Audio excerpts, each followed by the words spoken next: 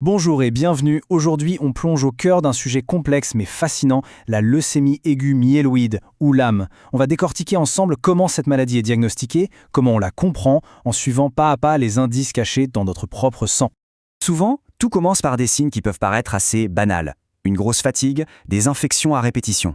Mais pour un médecin, c'est le début d'une véritable enquête. Une sorte de polar médical, où le coupable se cache à l'échelle de nos cellules. Pour comprendre d'où viennent ces symptômes, il faut aller à la source du problème, notre moelle osseuse. Imaginez-la comme une usine ultra performante qui fabrique en permanence toutes les cellules de notre sang. Eh bien, dans le cas de la LAM, cette usine est en panne.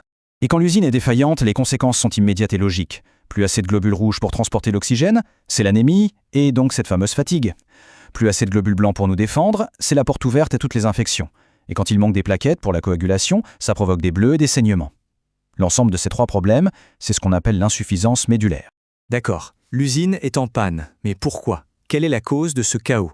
Pour le savoir, il faut passer des symptômes au vrai coupable, une cellule qui est devenue rebelle et qui a lancé un processus cancéreux qu'on appelle la leucémie. La définition peut paraître un peu technique, mais en fait, il y a deux concepts vraiment clés à retenir. Le premier, c'est prolifération clonale. Ça veut dire qu'une seule cellule défectueuse se met à se copier elle-même à l'infini. Le second, c'est blocage de la maturation. Non seulement elle se copie, mais en plus ces copies sont bloquées, incapables de devenir des cellules adultes et utiles pour le corps.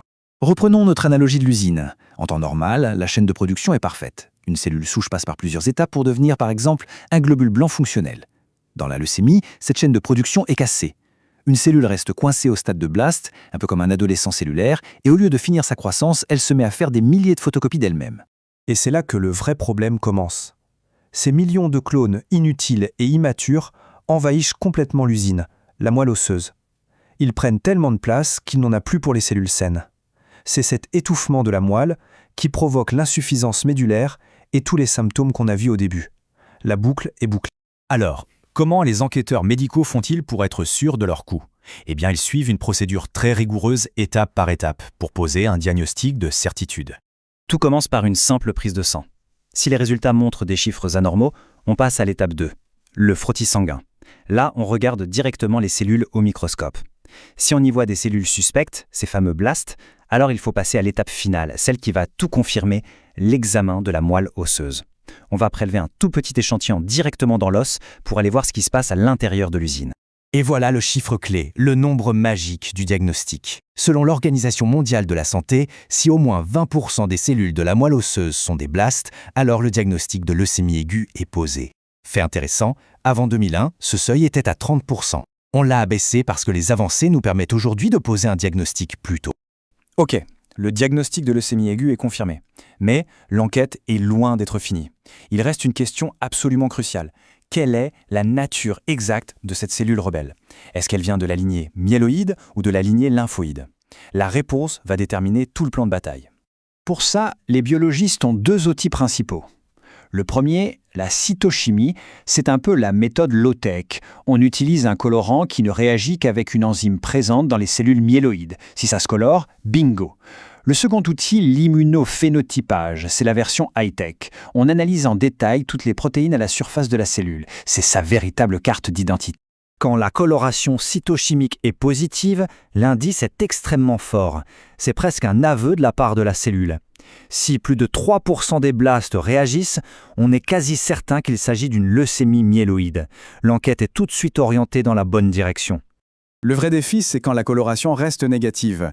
Est-ce que c'est une leucémie lymphoïde ou une forme de leucémie myéloïde qui se cache, qui ne s'exprime pas? C'est là que la carte d'identité cellulaire, l'immunophénotypage, devient absolument indispensable pour démasquer l'ennemi avec certitude. Mais l'enquête ne s'arrête même pas là. Car la façon de comprendre et de classer les lames a radicalement changé ces dernières décennies. On est passé de la simple observation de la cellule à l'analyse de son ADN, de son code génétique. Cette chronologie, elle est vraiment parlante. Dans les années 70, on se basait juste sur l'apparence des cellules. En 2001, l'OMS intègre les nouvelles technologies, la carte d'identité cellulaire et surtout l'analyse génétique. Et aujourd'hui, on va encore plus loin. On ne se contente plus de décrire le cancer, on cherche à identifier la mutation précise, l'erreur dans le code, qui est à l'origine de... Et ça, c'est vraiment le point le plus important à comprendre aujourd'hui. L'anomalie génétique est devenue si centrale que la présence de certaines mutations suffit à poser le diagnostic de LAM. même si le fameux seuil des 20% de blast n'est pas atteint. La cause première l'emporte sur la conséquence visible. Bon, on a fait toute cette enquête, du symptôme jusqu'au gène, mais au final, pourquoi est-ce que toute cette précision est si cruciale ? Parce que ce travail de détective a un impact direct et vital sur le traitement et la survie des patients. Ce n'est pas juste un exercice intellectuel. Identifier la bonne mutation, ça permet de prédire les chances de réussite. Ça permet de savoir si une chimiothérapie classique suffira ou s'il faut passer à autre chose. Mieux encore, ça ouvre la porte aux thérapies ciblées, des médicaments intelligents qui attaquent l'erreur génétique spécifique sans détruire tout le reste. Et surtout, ça évite de donner des traitements lourds et inutiles. C'est la différence entre une approche à l'aveugle et une stratégie sur mesure. Donner le bon traitement à la bonne personne au bon moment. Et tout ça, ça nous amène à une question passionnante pour l'avenir. Chaque nouvelle mutation que l'on découvre, c'est une nouvelle cible potentielle. L'avenir du traitement de la leucémie, ce n'est peut-être plus 1 ou 2 traitements pour tout le monde, mais des dizaines de stratégies ultra personnalisées, conçues pour vaincre chaque cancer, un code génétique à la fois.